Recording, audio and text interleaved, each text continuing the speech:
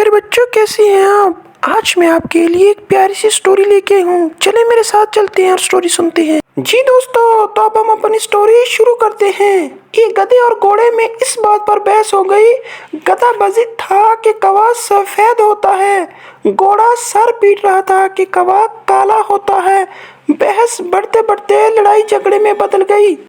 तो प्यारे बच्चों, दोनों अपना झगड़ा लेकर बादशाह सलामत शेर तक पहुंचे। शेर ने दोनों की बात सुनी और फैसला दिया कि घोड़े के सर में 10 जूते मारे जाएं और इसे जेल में डाल दिया जाए। घोड़ा शेर का फैसला सुनकर बहुत हैरान हुआ और रोते हुए बोला, आलीजान, ये तो जुल्म है।